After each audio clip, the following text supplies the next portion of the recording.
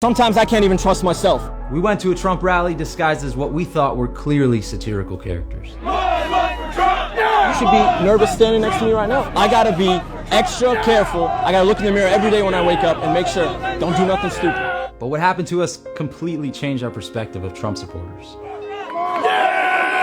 This was during the beginning of Trump's rise, when nobody was really taking him seriously, and all we were seeing were his insane sound bites on television and violent beatings at his rallies.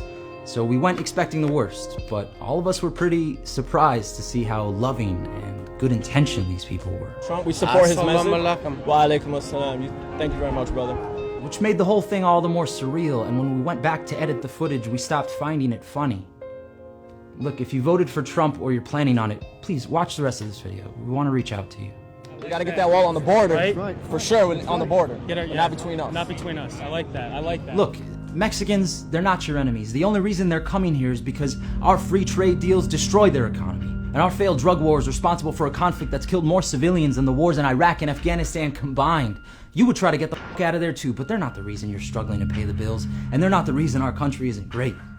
Poll after poll, we think the biggest threat to our safety are radical Muslims. You're more likely to die from your furniture, and most terrorist attacks in the United States are carried out by white extremists, but we've been conditioned to fear. We're at Terror Alert Orange, which means something might go down somewhere in some way at some point in time. So look sharp! And deprive the wisdom to understand that the war on terror conveniently has no end. Come on, fire!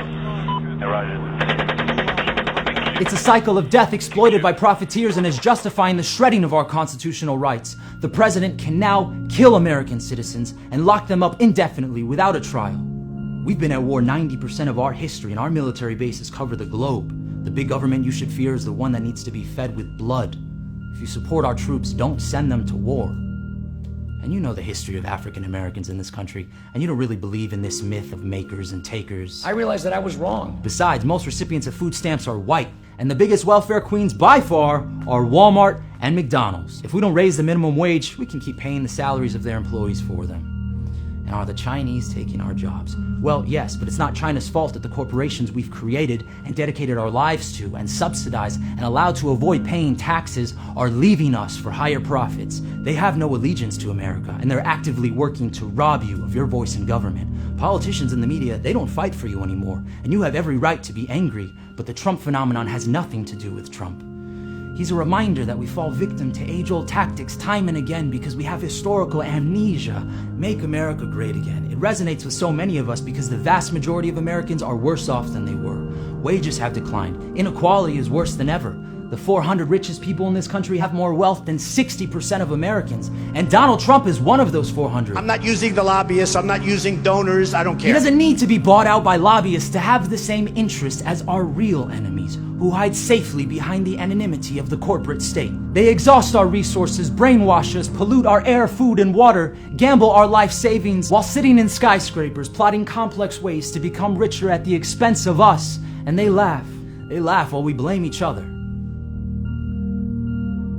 The only institutions which provide context for our suffering are straddling an entire generation in $1 trillion of debt. We're punishing our children for trying to learn how to undo our negligence. Listen, I know gays and abortions are hardline issues for some, but everything you hope Trump is can be found in another candidate. And yeah, I know the years of conditioning to hate the word socialism are making you feel very uncomfortable right now, but we've been lied to. Trickle-down Reaganomics, deregulation, neoliberalism, it's all bullshit. It ends in a bubble while opportunists like Trump walk away rich. He spent his career demeaning people and lying. He's a caricature of the worst aspects of America's collective ego, and he's fooling you. Your anger is legitimate, but it's misdirected. If we want to make America great, we can't do it by building a wall or by dropping bombs. We have to do it by caring about each other as much as we care about ourselves. That's when we'll be great. That's when we can be honest about solving our collective problems. I'll never forget sitting in the rally and looking at everybody and realizing these people are just like me. These are my neighbors. They have the same fears and the same desire for love and security. How did we get this far? How have we become so detached, so alienated from each other and from the truth?